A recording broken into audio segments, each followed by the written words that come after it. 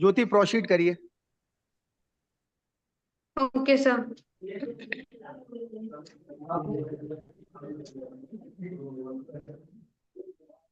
Hello and a very warm good evening to all.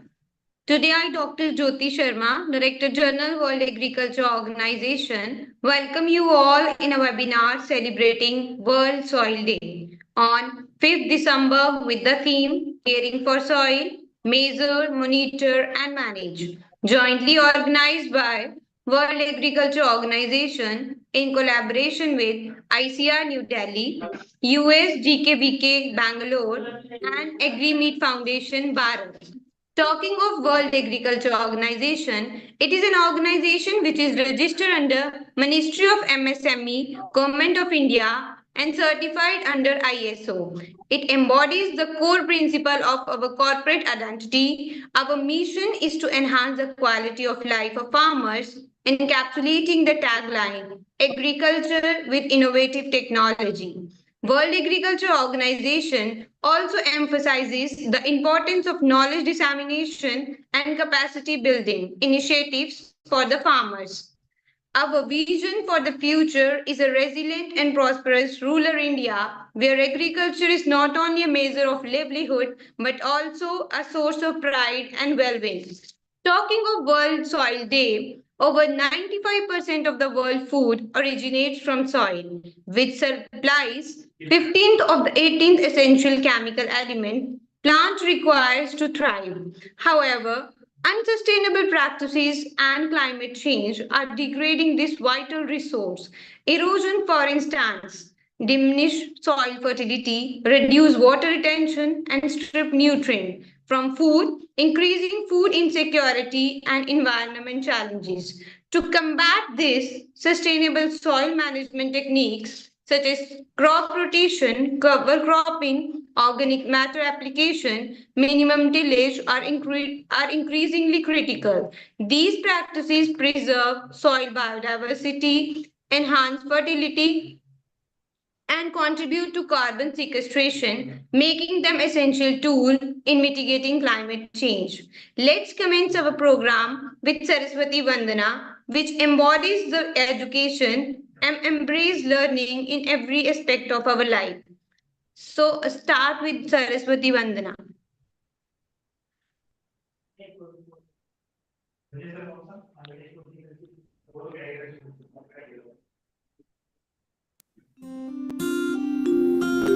या कुन्देन्दुतुषारहारधवला या शुभ्रवस्त्रावृता या वीणावरदण्डमण्डितकरा या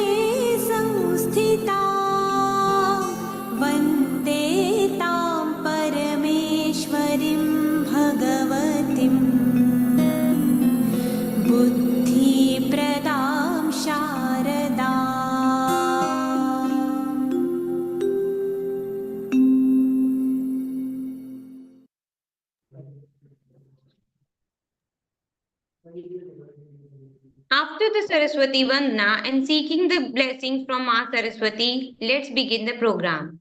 Like the soil, mind is fertilized when it lies fallow until a new burst of bloom ensures. Now I request Dr. Prakash NB, Dean Agriculture, University of Agriculture Science, GKVK Bangalore for his opening remark. Sir, please. Yes, good evening, everyone. Respected Dr. A.K. Singh ji, former Vice Chancellor, RVS KVV Gwalior, former DDG ICR, and Vice President NAS, distinguished ladies and gentlemen, and the participants. I'm very happy indeed from Bangalore to join this particular webinar to celebrate the 10th World Soil Day, jointly organized by World Agriculture Organization and AgriMeet Foundation, with the major theme as caring for soils, with M Cube, 3 M's, measure, monitor, and manage. On behalf of all the co-workers, I really have greater pleasure and proud mainly to welcome you all at this event to celebrate the 10th UN World Soil Day on virtual mode. And as we are all aware, World Soil Day is held annually every year on 5th of December as a means to focus attention on the importance of healthy soil and to advocate for the sustainable management of soil resources. You all know the origin of World Soil Day, wherein the FAO conference unanimously endorsed the World Soil Day in June 2013 and requested its official adoption at the 68th UN General Assembly. In the month of December 2013, the UN General Assembly responded by designating the 5th December 2014 as the first official World Soil Day, mainly to honor birthday of His Majesty Bhumibol Adulyadej of Thailand, who was a strong advocate for soil conservation. This is indeed a major recognition to His Majesty's lifelong work and achievements and contribution to soil science, which over the years has significantly contributed to improving the quality of lives of millions of people through sustainable soil management. And as all of you are aware, so this year's theme with the 3 M's, measure, monitor, and manage, so contributing to a lot for the mankind. This year's World Soil Day celebration is mainly hosted by the Kingdom of Thailand, the first celebration outside FAO headquarters, coinciding with the 16th session of the Conference of Parties, that is COP16, to the United Nations Convention to Combat Desertification, that is UNCCD, to be celebrated, which is happening at this moment from 2nd to 16 December 2024, that is in Riyadh, Saudi Arabia. The theme, as I said, is mainly needed for the accurate soil data and sustainable practices to support healthy ecosystems and to ensure global food security. We all need to remember mainly with a requirement of better environment. If better environment is there, no doubt better production can able to happen. So if better production is there, better nutrition need to happen. Then only we can have better life, which can be achieved mainly through accurate soil data and information. So soil is life, where food begins. Let us join forces mainly to safeguard the healthy science for healthy people and a healthy planet as such. So we all know that eminent speaker at this moment as Dr. A.K. Singh, for whom so the organizers have requested him to deliver the talk. He is the right person at this moment to give us a lot of information and insight into the soils. And which is rich and vast experiences, and the present theme and the participants will be definitely benefited. So thank you for this opportunity, and I wish all the very best and wish you all a very happy World Soil Day once again. Thank you. Thank you so much, sir, for opening remarks. I think sir have well explained the importance of soil as well as how it started originating and how it was celebrated first time throughout the world by FAO and UN. Thank you so much, sir, for your opening remark.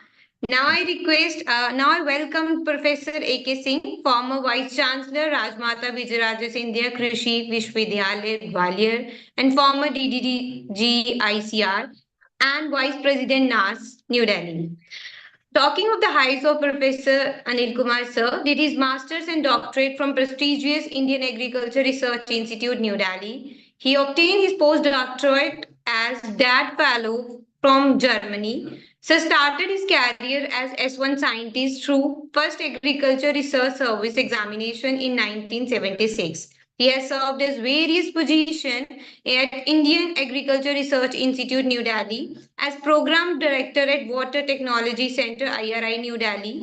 He served as Acting Director at IRI, New Delhi, his home place and his home place where he have done all the education, which is a pride moment for everyone. Sir has served as Vice Chancellor at RBSKBV Gwalior. He's also Vice President at NAS right now, New Delhi.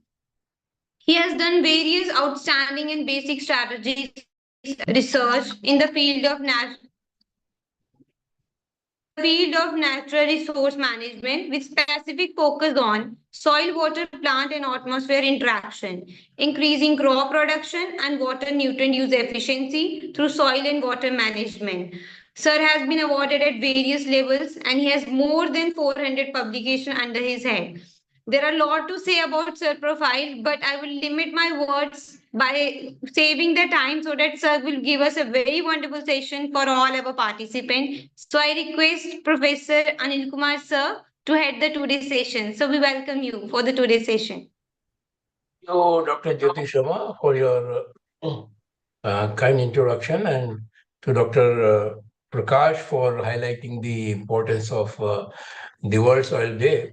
So, I'll try to share my presentation. Is it okay? Yeah, sir, it's showing. Yeah. Okay, now its full screen is there? No, so kindly put it on BPT mode, it would be. That is, I can see it here. Just a second. You can't see anything? Sir, slide is being shown, but it is in PPT mode that your desktop is being shown.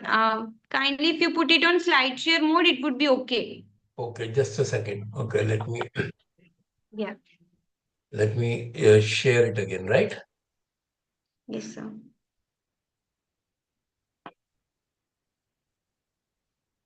Is it okay now? जी sir, अब दिख रही है sir बहुत अच्छे से। आप कृपया इसको एक बार चेंज करिए। चेंज करती हुई हमें दिख पा रही है, हम देखना चाहेंगे सर। अब हो रही है? चेंज हो रही है? नहीं सर, पहली पीपीटी दिख रही है सर, दूसरी पीपीटी दिख रही है सर। दूसरी में एक सेकंड जरा। ओके, अब अभी तो कोई नहीं दिखाई दे रही? नहीं नहीं सर, अब आप दिख रहे हैं केवल सर, आप दिख रहे हैं। Now I will share, right? Okay okay. Let me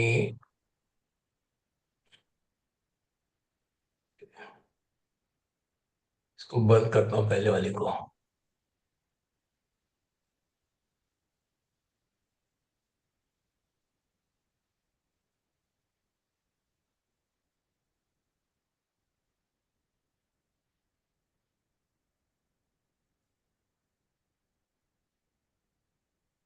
Okay, now I'll share. Let us see what happens now.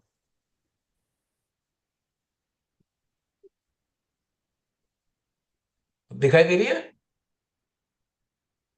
जी सर दिख रही है, आप इसको मूव करिए प्लीज। ये मूव हो रही है कि नहीं सर? जी जी जी। फुल स्क्रीन हो गई? हाँ फुल स्क्रीन है सर। मूव हो रही है? मैं मूव नहीं हो रहा है। मूव नहीं हो रही है? नहीं सर, फुल स्क्रीन में मूव नहीं हो रहा सर। अगर ऐसे प्रेजेंट करेंगे एक second. Does it move now? Yes, sir. It's moving right. Yes, sir. तो एक मूविंग सर, मूविंग। हाँ, ऐसे मूव कर रहा तो उसमें क्यों नहीं कर रहा फिर? ये प्रॉब्लम है इसमें। एक बार लेट मी ट्रांस। अभी ठीक है? फुल फॉर्म है? फुल स्क्रीन है? नहीं सर, नहीं नहीं है। इसमें क्या प्रॉब्लम है? एडमिन सर, ऐसा किया जाए, यदि प्रेजेंटेशन आप व्हाट्सअप कर दें डॉक्टर ज्योति को, तो हम मैं अपने आपको एडमिन से शो करा देंगे उसको। मैं अभी आपको ईमेल कर देता हूँ, ठीक है? आई जस्ट जी ईमेल जी इट। सर जी। Doctor just Jyoti, immediately mail लिखिए आप सर को अभी भेज व्हाट्सएप रहा पे। हूँ। नहीं जी है मेरे पास, मेल है इनका। जी, thank you, thank you. I just take a second.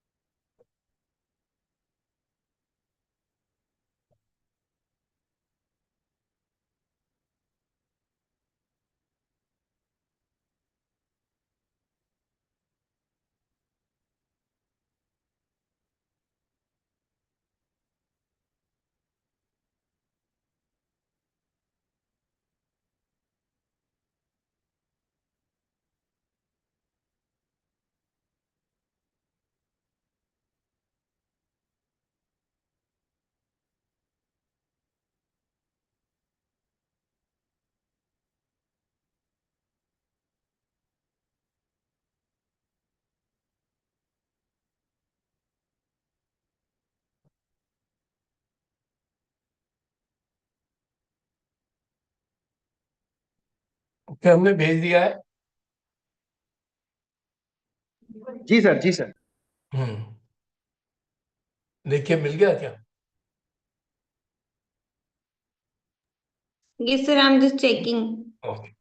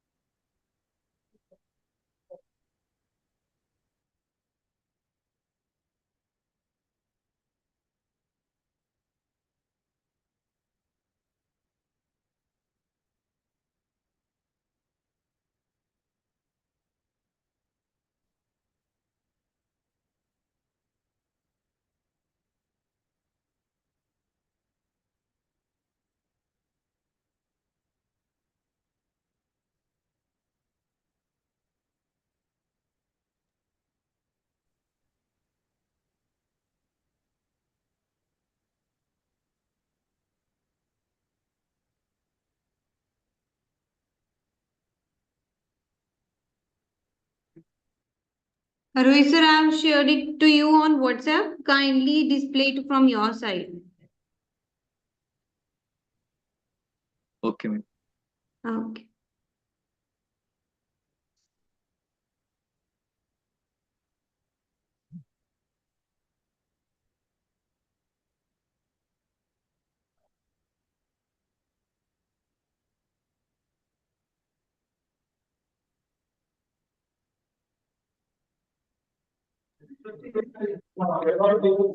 जो पार्टिसिपेंट्स ज्वाइन करे हैं वो अपने कलीग से भी बोल दीजिए कि सभी लोग पार्टिसिपेंट्स करें। 1500 प्लस रजिस्ट्रेशन में 300 प्लस अटेंडेंस है सिर्फ। सभी अपने कलीग से, सब लोगों से बोल दीजिए कि वो ज्यादा से ज्यादा ज्वाइन करें। रजिस्ट्रेशन 1500 है और ज्वाइन किया है 300 प्लस ने। अभी 2 मिनट है लेक्चर स्टार्ट होने में।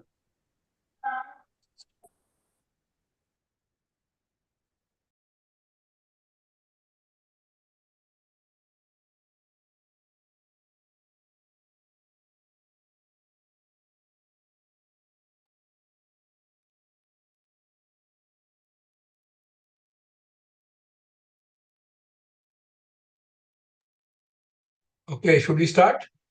Yes sir. Okay. Sorry for this technical hitch in this. I do not know how it happened. Anyway, once again, thank you very much. I would like to thank the organizers, Dr. Jyoti Sharma and Dr. Thakur, for giving me this opportunity, and for Dr. Prakash to have given the background of what the World Soils Day is. he has already mentioned about caring for soils, measure, monitor, and manage. So I'll try to do something with that. May we have the next slide?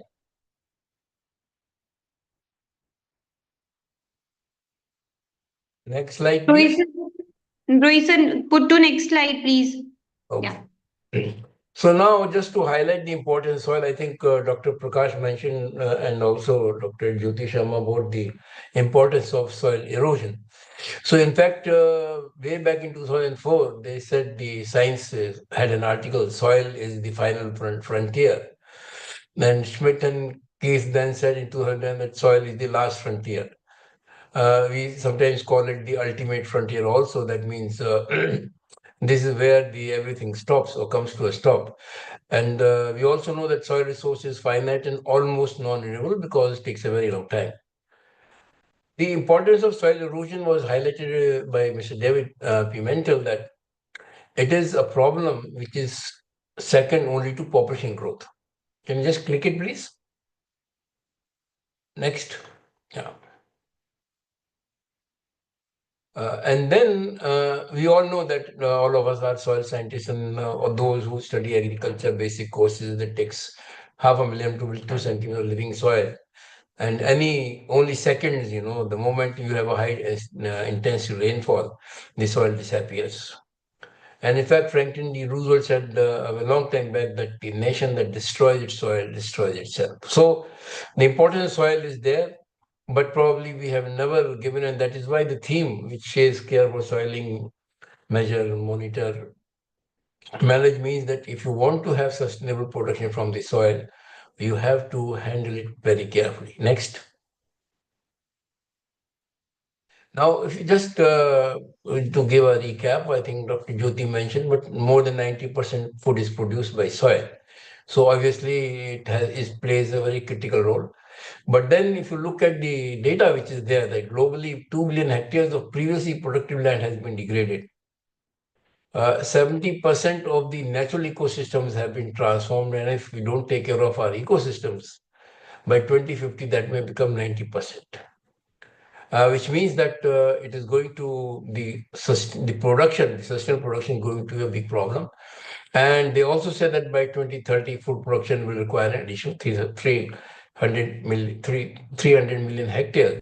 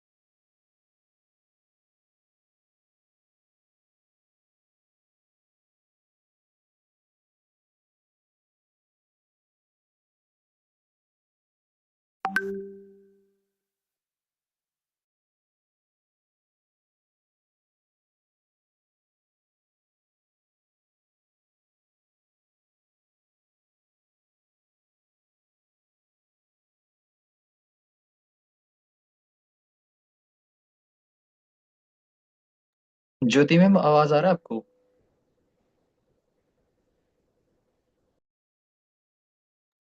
नहीं, कोई sir की side के sir की side से कोई technical glitch है, मैं call कर रहा हूँ इमीडिएटली, ठीक है? Okay sir.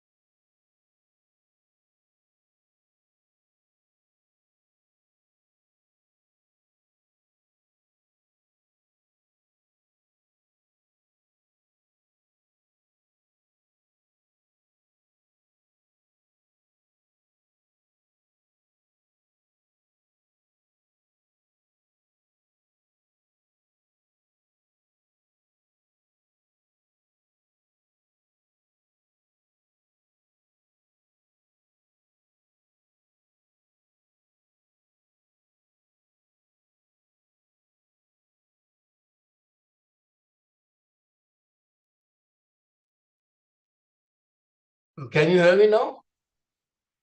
Yes, हाँ sir. जी सर, सुन पा रहे हैं, देख पा रहे हैं सर, सुन पा थोड़ा रहे हैं। एक बार एंटर कर दिए, क्लिक कर दीजिए जरा. So I'm sorry, there are some problems with this. Just next करिए.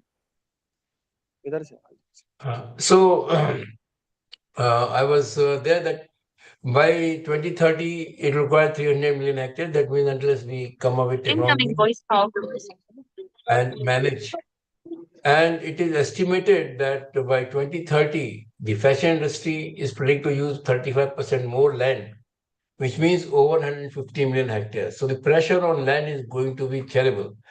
In India, in case, in spite of so many things, 30% of our land is degraded or facing desertification, and 40 to 70% are confined to 8 states. That is Rajasthan, Delhi, Goa, Maharashtra, Jharkhand, Nagaland, Tripura, and Himachal Pradesh. Now, the various estimates put the economic cost of degradation in the country is over 2.5% of the GDP. Next one. So, which means it's a huge loss. Now, just to break this up in terms of money, it comes to about 3.17 lakh crores. So that was the loss. Can you please mute there's a lot of people talking about. सलाम, ये मेरे दोस्त हैं, वो थोड़ा खरीदवा देते हैं. So Dr. Ankush Sharma, kindly mute yourself. okay, so in terms of money, it is around 3.17 lakh crores, and it is impacting, you can say, almost 3.2 billion people, which means more than 10% annual global gross product. In terms of, this is not in food production, in terms of biodiversity and ecosystem services. So it's very important. And if we don't take care of land degradation, by 2050, the crop yields would reduce by 10% and up to 50% in very sensitive regions, which will mean about 450 to 700 million people will migrate. Next.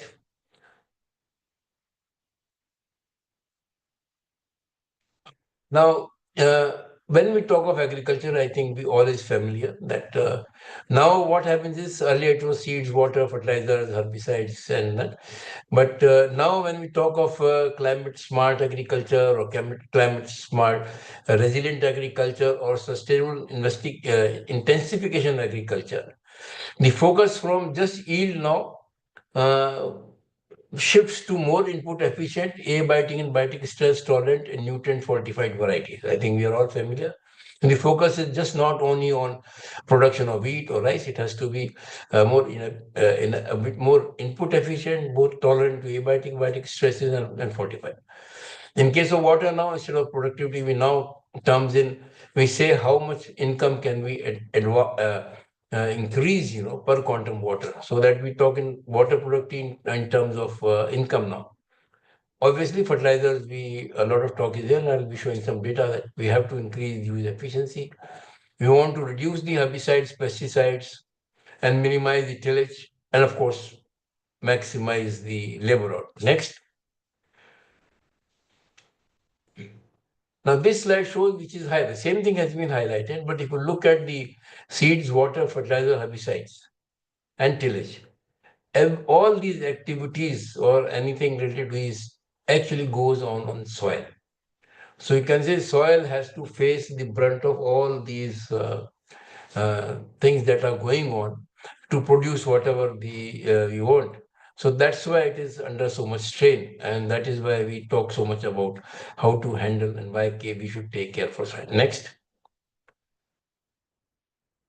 Now, what is the challenge? Actually, if these are some economists have worked out that if we have to feed a population of 1.7 billion, we have to increase the land productivity almost 4 times, water productivity 3 times, labor productivity 6 times.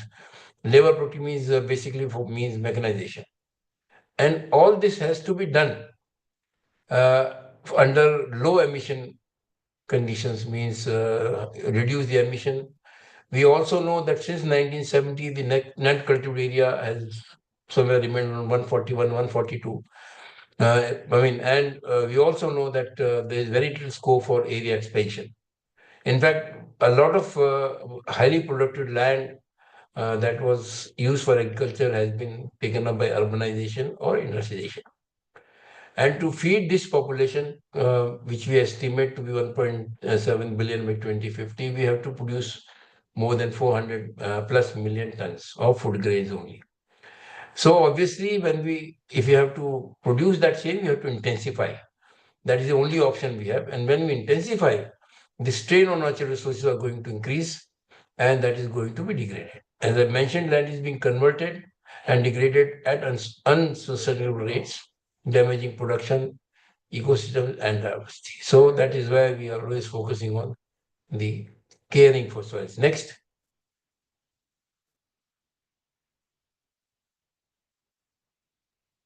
Rohit, sir, next slide.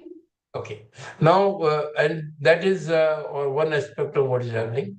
And what we also have some national priorities and international commitments, priorities, of course, that's a national one, food and nutrient security, increasing income and job opportunities for our population. We have to reduce environmental degradation, also improve the livelihood sustainability. But international commitments are by 2030, we have to reduce emissions by 45%. Draw 50% energy from renewable sources. Raise non-fossil based energy capacity to 500 gigawatts. Cut carbon emission by 1 billion tons. The land degradation neutrality has to means restoration of 26 million hectares of land by 2030. And I showed you in the figure that we have been increasing. I'll show some data also that over the years, the degradation has increased. So where are we when it comes to all this thing? So by 2070, we have to attain net zero emission and seed carbon that I think all of you know.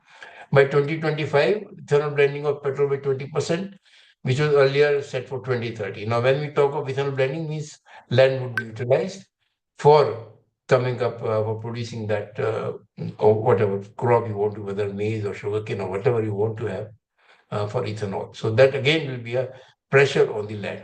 Next one. So how we can do it?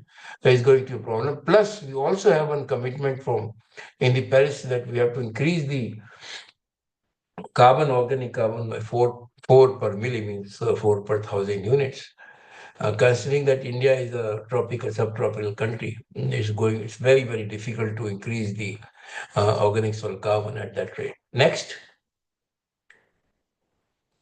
Now, just to give a bird's eye view of where we are and what we have to do, if you look at the state of nutrient deficiencies, I think many of you, those who are studying soil science, must be knowing that we are deficient in N, P, K. With time, the micronutrient deficiencies of sulfur, zinc, boron, iron, molybdenum, manganese, copper is increasing, and also now deficiencies of magnesium, plus also multiple nutrient deficiencies, that means more than one, is also increasing. So that means that all this, if you don't try to take care of these deficiencies, there's going to be a lot of production. This again a very textbook table about nutrient use efficiencies, nitrogen, phosphorus, potassium. So there's a lot of scope for improvement when you have micronutrients, which have become a very serious issue now, and their efficiency is 5%. The reasons why their efficiencies are there so low are also given. Again, some textbooks. But if we look at the work, that it's not that we have not been working over it time, but if you look at the measures to increase nutrient use efficiency, there are many ways: single versus split doses, furrow placement, incorporation of urea super granules, foliar versus basal application, neem coated, and preferential application of forest wheat in rice sequence. That means skip one particular crop. So these are ways in which, but if you still go and look at the farmers, we still broadcast fertilizers. I mean, which is one of the most inefficient way of applying fertilizers. But there are ways. If you look at the fertilizer use efficiency, if you, I've given a small this particular table that is there. If you apply, so this is for drip irrigation, because the government is pushing these things. So if you see the same fertilizer, nitrogen, applied on soil, nitrogen, phosphorus, potassium, and then irrigation through drip with soil application, just the soil application, and then the drip and fertigation. So you can see that, for example, nitrogen, you can increase the efficiency right up to 90-95%. Phosphorus almost more than double. Potassium from 50 to 80. So this gives us an idea that yes, it is possible if you manage your fertilization strategies to get those efficiencies.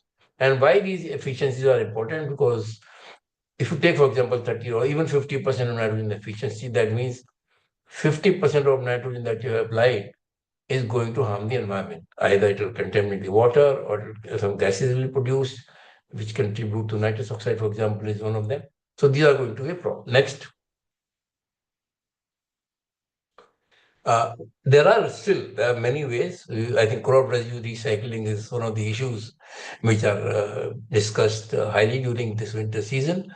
We have a lot of crop residues and we should utilize them. And these are in the sense that they have a lot of nutrients with them. Burning is an environmental issue, so it should be avoided. You can also prepare biochar, and we know biochar has its own efficiencies. All these things can help in recycling the nutrients from crop residues back to the soil. Next one. Now, this just quantifies that what is the advantage of these crop residue, which if you incorporate. An example is given for wheat fertilizers and rice fertilizers, where the farmers invest so much, and 10% improvement in 10% in nitrogen efficiency will save him 300 per hectare. And if you consider 30 million hectares of wheat, it comes to 900 crores. Take for rice, which is even more inefficient, where it requires more, the impact is much, much larger. So these are issues, which why we should be focusing on these things. Very little happens on the ground, of course, that is there. But these are again things which are going to make our soil health better if you can incorporate these. Next one. Here, those who travel by the highways must have seen these brick kilns, across, and particularly the Indo-Gangetic Plains. They are everywhere. If you walk, you find that along the highways, that soil is considered extremely good for making bricks. India is the second largest brick producer, second to China. We have already lost about 0.8 million hectares of agricultural land. Those who have seen these brick kilns, they'll find that almost 1 meter of the surface soil has been removed. So it's not only you have lost organic carbon, you have lost nutrients, and when this burning, it again affects the atmosphere. And once these have been evacuated, that land, the productivity is almost 60 to 90% less than what it was. So a farmer has to probably put in number of inputs to get the C meal levels. Of course, government says that there are substitutes, but then the cost is such. For example, fly ash is one. Now that is produced near the power generating. But then if you want to have fly ash bricks, the transport cost will be involved. So unless you have something so the bricks are still there, and they would be increasing. Very simple example is that the government wants to give one house to everybody by so and so year. So how will they construct houses? All this material will be used. So this is in fact, the policy should be not to use these soils at all for brick making. Only then you can save this is the pressure resource. Next one. And one more thing I would like to show. This shows per capita water storage. You might wonder why am I showing this? But if you see what is marked in a circle, silting means that you are not treating your catchment area, which means because of erosion, runoff. The capacity of these water storage structures is reduced. And to create the storage lost because of siltation, which is caused by runoff, to create that much storage every year, it will require almost 20 billion rupees of investment. That means almost 2 billion cubic meters is being lost. So if you want to increase storage, And why I'm showing the per capita storage, that India, which is having more population right now than China, it has only 1/5 of the per capita storage. So you need to treat your catchment areas also, otherwise your gradually all those reserve dams and etc. would be losing their capacity. Next one. Yeah, then this is again something we have been talking a lot about ecosystem services. There are four components of ecosystem service. One is the provisioning, second is cultural, third is regulatory, and the fourth is supporting. Now, whether it is soil or water, the focus is on provisioning. Provisioning means you produce food or you produce water is used, whatever. The farmer gets the money directly or fuel, whatever is there. So the focus is on provisioning, and you get immediate benefit. But if you really want to have sustainability, then you have to take care of the supporting services. Supporting services means nutrient cycling, soil formation, primary production, and regulatory services, so that you prevent degradation. And these work on a longer time scale. So because production means 6 months you get a harvest, provisioning is done. But nothing will happen when it comes to improvement of the system within 6 months. So that is why one has to focus on these things. There is a lot of talk about it, and the government very recently come up. Of course, the carbon credit business everybody knows has been going on, but in October 23, they came up with the green credits. And green credits are one in which farmers can get benefits by improving the efficiency of the inputs, in addition to carbon sequestration, also treatment of waste material. So they will get some benefit because of that. Next. Now, this is just to mention the regulating and supporting ecosystem services. I said about provisioning, which means just the production. When you look at the soil, it has a multi functionality. Water regulation is there. Soil takes care, taking flood mitigation, absorbs water, supply of water and release. Again, you all know that through that soil it can. The water quality control, because soil acts as a filter, recycles waste, detoxification of waste. But then again, there is a certain limit to it. We have probably crossed these limits in many places, so then it doesn't help anymore. Erosion control has been mentioned very clearly, and I mentioned about sediment retention. So this is very, very important that to maintain the catchment areas which are involved. Cycling, nutrient cycling, water cycling, energy cycling, and biodiversity is very, very important. We had 2 years back theme, which was to keep soil alive. It basically meant that the microbes and all that, because they are the ones which play a very critical role in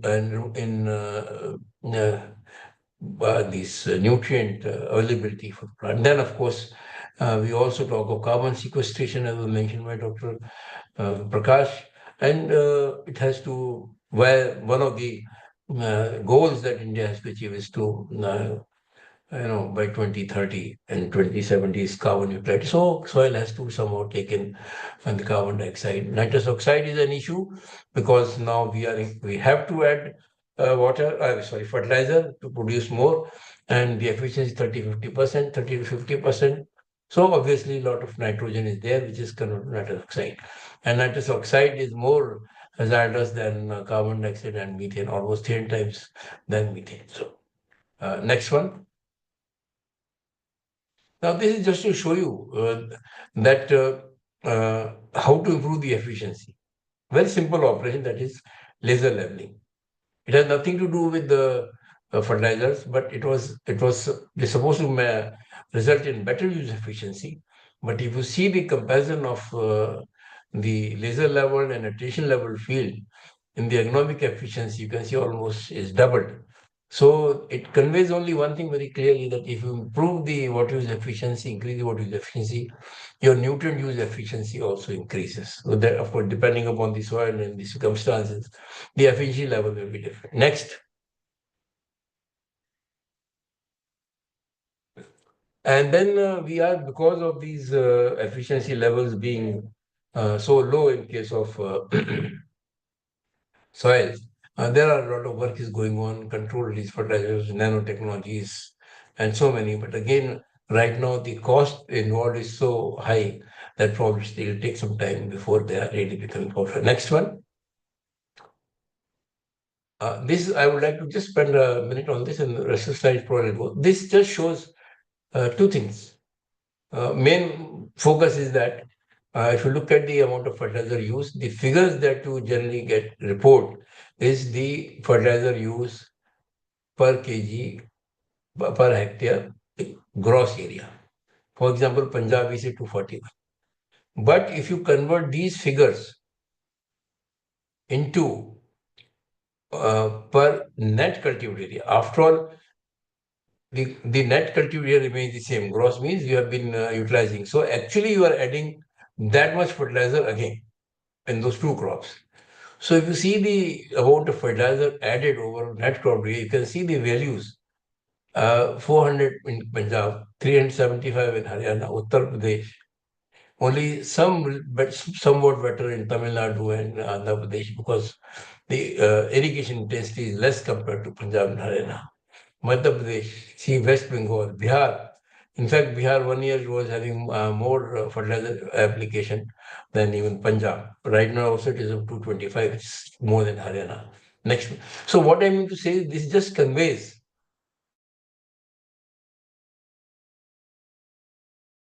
efficiencies. So that is why, next one, please. So, and this is the amount of money which the government is spending on trying to give subsidy. So you can see 23-24 was 1.75 trillion rupees. And it's around almost the same for 24-25 also. And that is why when we talk of earth, and in our culture we call it Mother Earth, so the government started one program called PM Pranam.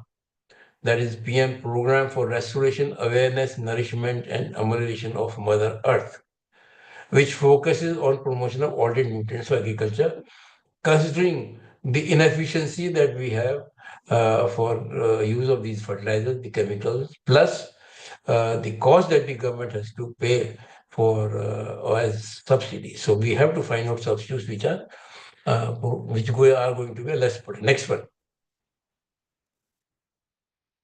This is just to show you that if you apply a nitrogen in one dose, a single dose, and you apply in split doses, this is what I showed in for drip irrigation, why it works, the losses are used. Next one. I mean, soil scientists know this. Next one. And this is illustrated by this particular slide, where they in one case they gave the recommended dose as per basal and split, but when they had the same amount of fertilizer, 5%, 10%, 20% during the growing season, you can see the impact on the yield.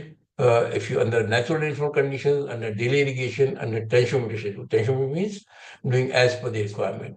The yield differences are quite different and really impactful. So this shows why fertigation works in case of and more efficiency. So this is one thing which I think one has to probably focus upon more in the future. Next one.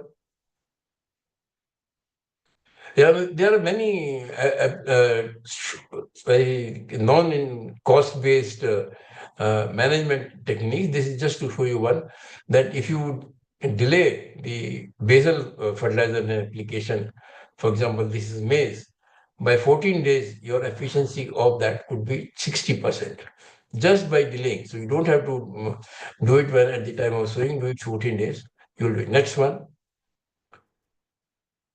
This shows about irrigation. So if you add fertilizer before irrigation, right? So you see the recovery is much higher when you do irrigation afterwards. So these are again something which will, so applying fertilizer before irrigation will also help in the increasing the efficiency. This again is something which doesn't cost much as far as investment. Next one. I would just like to show 1 minute on this technology of Bangladesh. Probably many of you are familiar. But what happened was the prices increased, government refused to increase the subsidy So the farmers 40% price increase. So they had to come up with some new technology. So urea deep placement, urea using super granules and or briquettes below the soil was taken, and they developed mechanical and also machine operated. Next one. Next, please.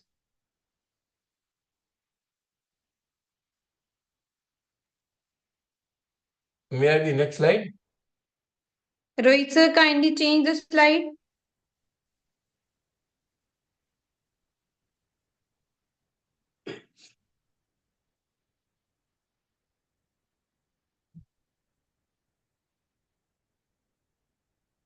Am I audible, Rohit sir?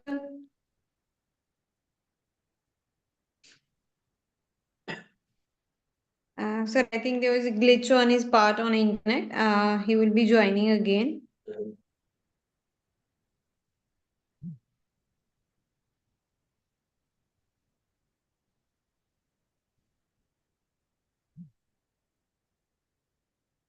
Try to share from my side. Yeah, until then, sir, you kindly try, but he would be joining in within second only.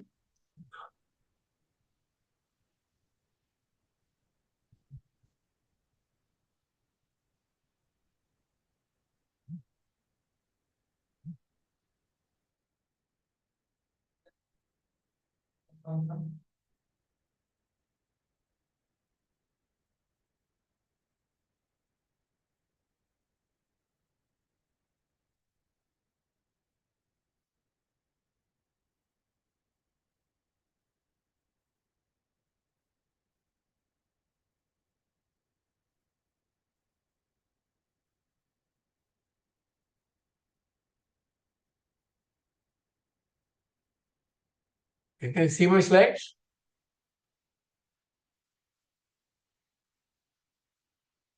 Can you see the slides?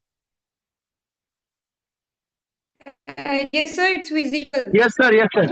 Okay. So this is the, let me see, does it work now? Okay. I could change the slide, you could see it? Yeah. Okay. So this is just, Like, sir आप kindly इसी से proceed कर दीजिए. okay, I will do that now. So the basic, what I would say, the message from the Bangladesh experience was that earlier they used to apply 3 times. Normally only 40% was utilized, 60% lost. You know that in case of rice. But when they shifted to urea grade super granules and surface below that, so instead of the normal dose, they needed, instead of 247, they only required 160, which was 35% less.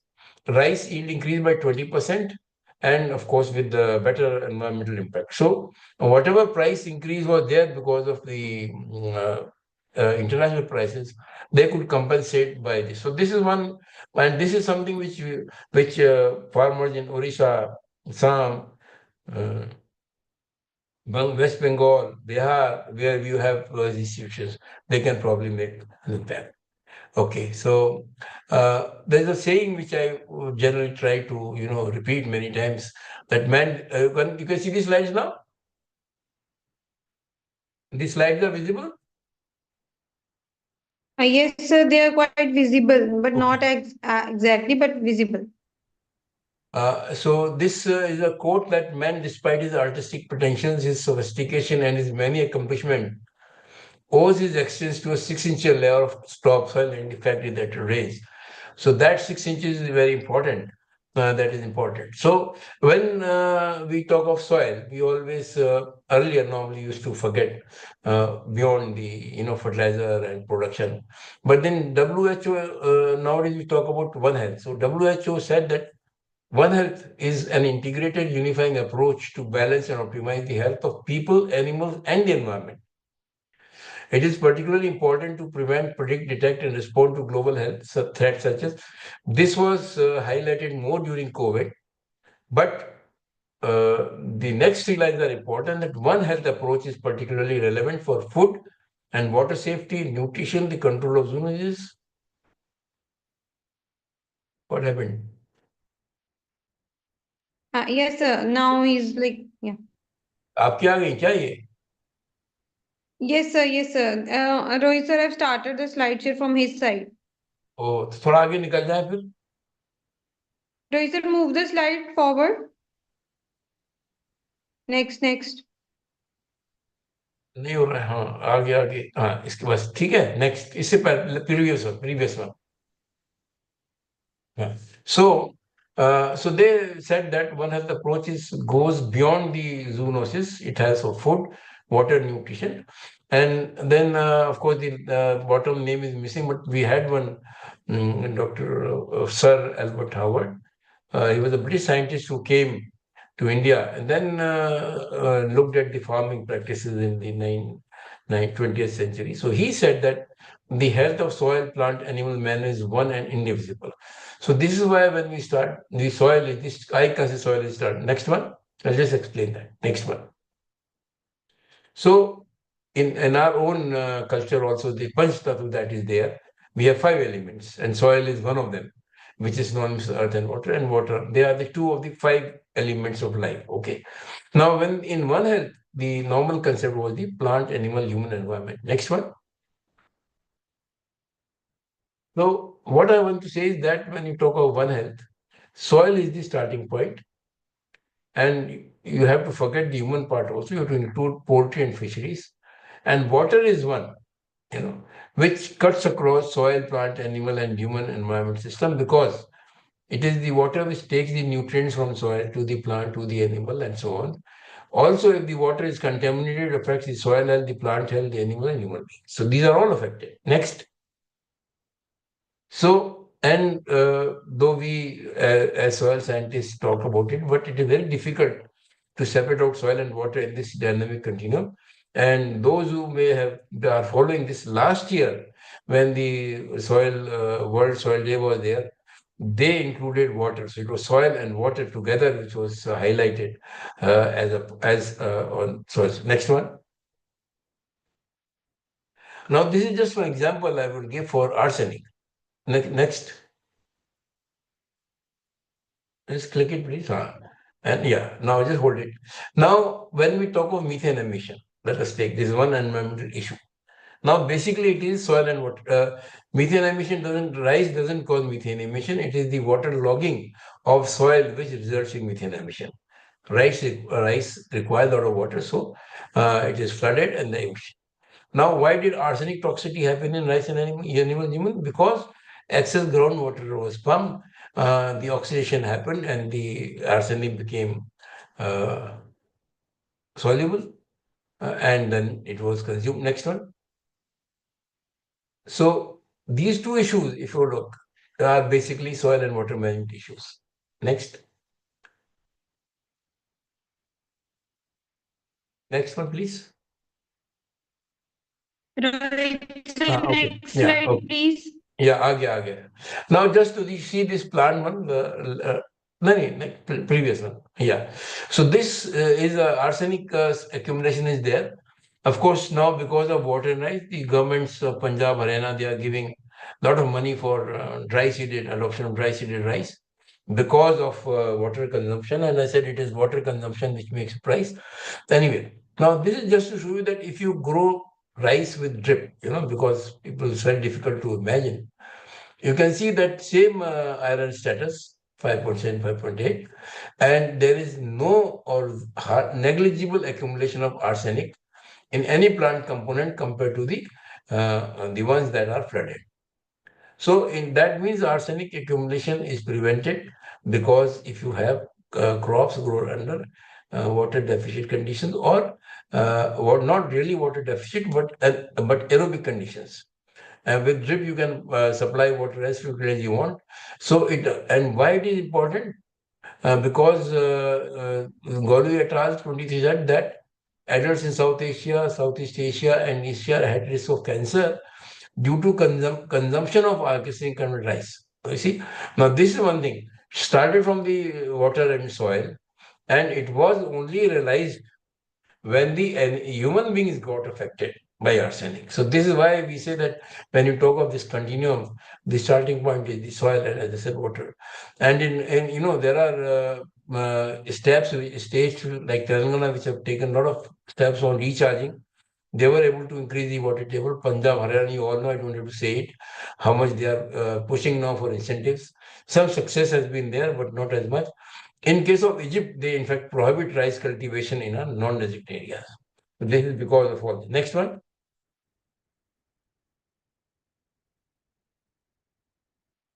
Okay. Now this is just to give you why. One of the reasons I showed those slides on fertilizer use, the efficiencies, is that we have to, in case we want to produce more, increase the productivity 3 to 4 times. You can ignore this particular water smart. What I mean to say is there are enough work that has been done to improve the water use efficiency. And as mentioned very clearly, that if you increase the water use efficiency, you will always increase the nutrient efficiency. So the reason is why precision agriculture. We talk a lot about it. Where do we stand? I just want to highlight.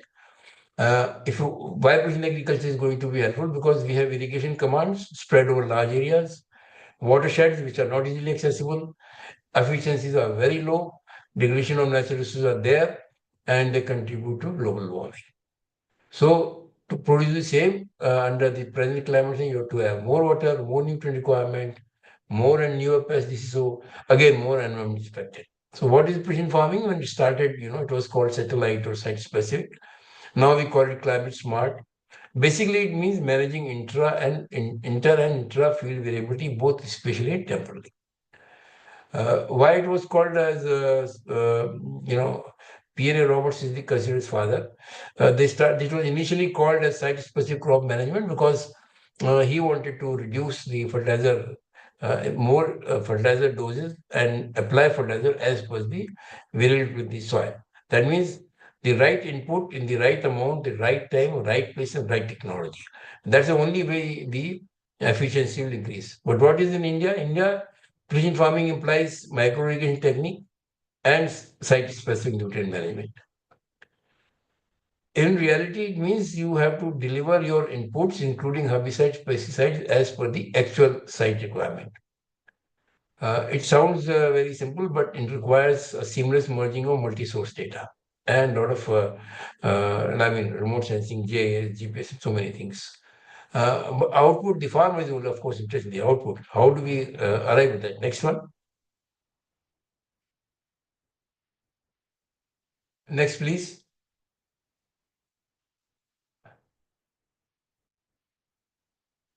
Again, some issue? Rohit sir, move to the next slide, please. Okay. So let me come to precision agriculture in one sense. Now we have been talking a lot about drones. A drone is again a robot, so a specific type of robot. Earlier, of course, satellites were used to monitor all these things, or aeroplanes, but then the data collected, the processing took time, so you cannot really take any real-time decision. But with drones, and drones are now capable of having all the sensors which a satellite has. Plus, you can also link it with ground-based sensors. When I say ground-based sensors, could be moisture, it could be nutrients. The drones can detect the diseases because of all those sensors. So that is one advantage that if you could. So I'm taking an example of drone, that this is one technology which can make a lot of difference when it comes to managing soils. Next one. Next. Yeah. And it's not only for that. We generally, it's more popular of spraying pesticides or nano fertilizers, but drones can do a lot many things, and it's a grow, and the drone market is really going to increase.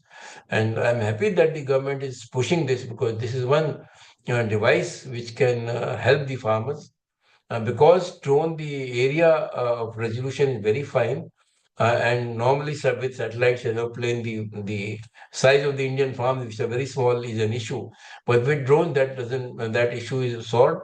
And the advantage is that with a drone, you can go as many times as possible, because processing takes maybe some data half an hour, some data 5 minutes, 10 minutes, depending upon what sort of parameter you are. Next.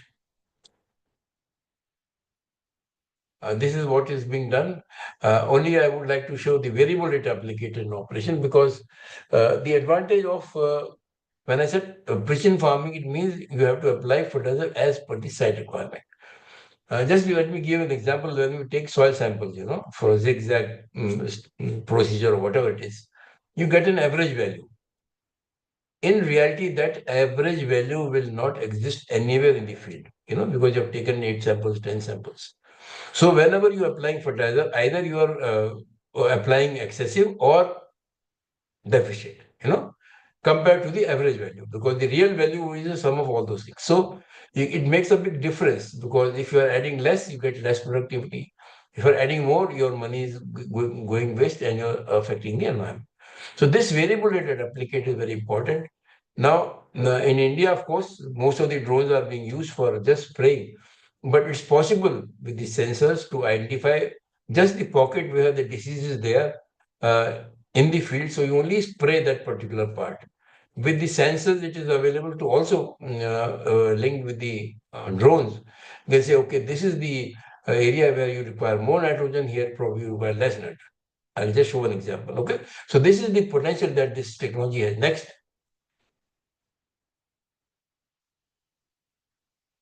Next, please.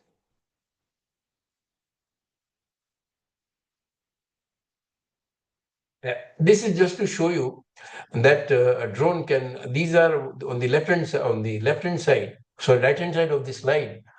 So this is just the observation from the field of rice crop which is being affected by water stress. An experimental field, with small plots. A drone it's possible for the drone to identify areas of water stress and its intensity or the variability. Next one. With an appropriate sensor, of course. Next one. Now, this is also the similar experiment where you can see the fields where the plant nitrogen can be estimated. So you have the drones have the possibility of finding out at a very small area. So it's very easy in the field if you use drones with appropriate sensor and processing algorithms that you can vary that amount of fertilizer. So overall, at the end, probably you'll be spending the same money but getting more productivity. Next one.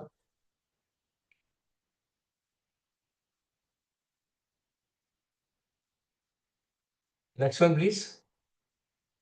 Okay, so this is just a summary that drones can be used. Why I have taken the example of drone in particular is because drone is being pushed by the government, is being encouraged.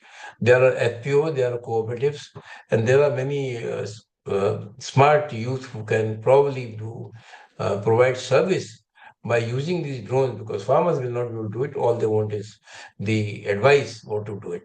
But these are again advantage of drones. That go beyond the application of just the fertilizer or the pesticide. And it can really monitor a lot, and they can be used, as I said, I mentioned only that in our irrigation projects also, they can see where the excess water has been there, where water is required, so that they can see the efficiency.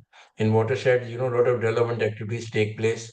They are highly inaccessible. People don't want to go there. Drones can take up that work also. Next. So this is one slide this photo which I came across. So, this reminded me of how this is a two-wheeler, and a two-wheeler probably you need to have 2 passengers, maybe a small child in front. That's the capacity of that. And that is the same situation for us. All the other extra passengers are unnecessary load on the soil. One could be pollution elements, excess fertilizer, pollutants, pesticides, chemicals, or so many things. So all those things will affect. Microplastics have become very, very important now. Also, all this shows what will happen is that if you do not take care of this, if you are going to use a machine which is meant for 2 people, obviously after 1 year or 2 years or 3 years, much before its designated lifetime, it will probably collapse. So when we talk of caring for soils, we have talked a lot about what is why measure. See, anything, if you want to manage anything, you need to measure. You have some value with it. If we go for accreditation in university, we go for evaluation, we go for a scorecard, everything. So you need some parameters, or to quantify for how, when you look at caring for soils. So soil health is one important, how to measure it.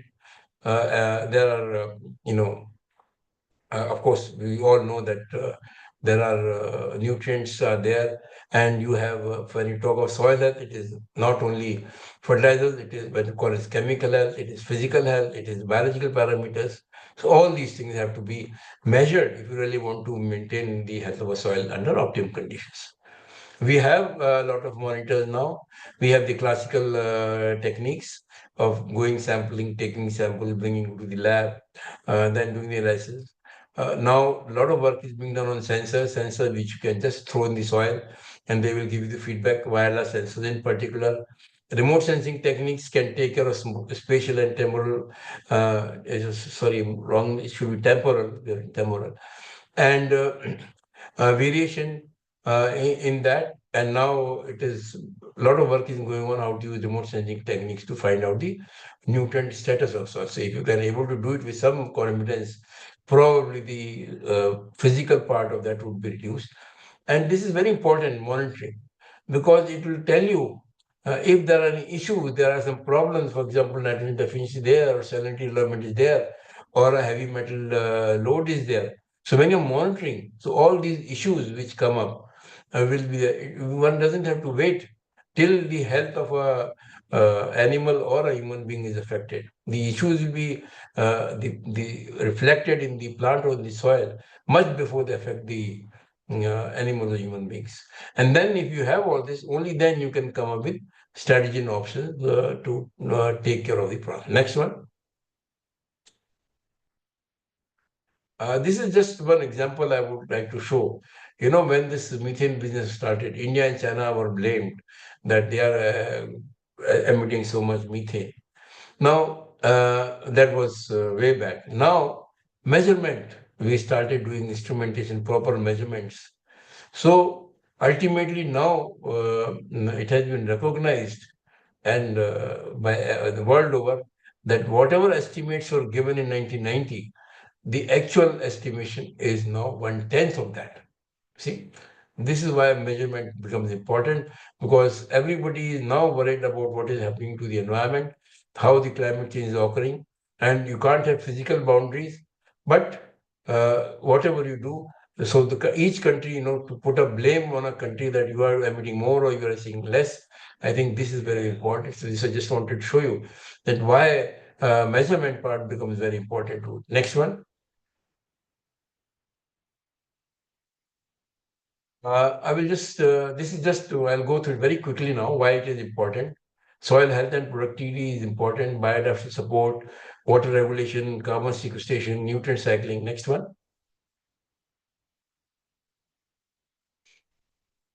So, and then of course, the food security issues are there, monitoring and measuring. As I said, it allows the regular assessment of soil health, and issues could be erosion, could be nutrient, and all that which I mentioned. You need to manage now in an integrated manner. Soil management doesn't mean only soil cover, soil crop rotation, cover cropping, organic complements, trying to increase the resilience of soil. Then, of course, all this policy and awareness is required. And as I said, now government has come up with green credits, which will provide, in addition to the carbon credits which are there. If you, for example, if you are following agroforestry, 1 ton of carbon dioxide, and then you get some money. And some farmers are getting, they have been getting money in the last couple of years through the governments. This happens because all these issues, soil erosion, they don't have any geographical boundaries. So you have to probably focus on community engagement so they know. Sometimes we have, in case of watershed, you have the upstream and the downstream. The downstream people get the benefit, the upstream people don't get the benefit. How do you take care of their interests? So all these things are important. So in case of soil, as I said, it's very important. So both policies and also an awareness program. And that is why the government took up this, soil card and promoted. And of course, Sustainable Development Goals, we are all party to it. There are so many, targets which have to be fulfilled by 2030. And soil is one which not only SDG for soil, it affects the other SDGs like hunger, health, clean water, and climate action. They are all affected by soil is probably at the center. Next one. Okay. So if I have to summarize, I'm sorry I took such more time on what we are doing. If you really want to soil care for its health, productive, and ecological functions, soil testing and assessment on an authentic database is required. Soil conservation practices, as said, these for the soil to revive, it takes a much longer time than the destruction part. Nutrient management is a very big issue because the efficiencies that we have right now are very, very low. Same thing goes for water management. Both nutrient losses, water losses, they are going to have a negative effect on the uh, environment. We all want to sequester carbon because that's what the targets. We also know that if you can increase the organic carbon, the soil properties, physical, chemical, and biological, all are improved. So probably it's one, just like a thermometer for fever, it is one indicator that what is the soil health. Improving the soil structure is also important because that affects both the movement of water, aeration, and all that. One very important thing is the biodiversity promotion. When you have soil which is live or which is, then the biodiversity is much more. And that is why when we say diversifying of crops also promotes biodiversity, it's very important. Pollution prevention, as I said now, because soil is a dumping, for whether it is wastewater, whether it is sludge, whether it is your whatever it is. So it's really a big issue when it comes to the biodiversity promotion and pollution prevention. As I said, you all have known that government has been trying to, Ganga pollution, Yamuna pollution, and landfills and all that, but really not much is happening on the ground. So, and the reason why the government is saying that you reduce the use of chemicals is because of the impact on the environment. And that is why organic farming, natural farming is getting a lot of promotion. Then waste disposal also becomes very important, when talk of pollution prevention. And the amount of wastewater and the waste material that is being thrown out into the system is again very huge because of the population.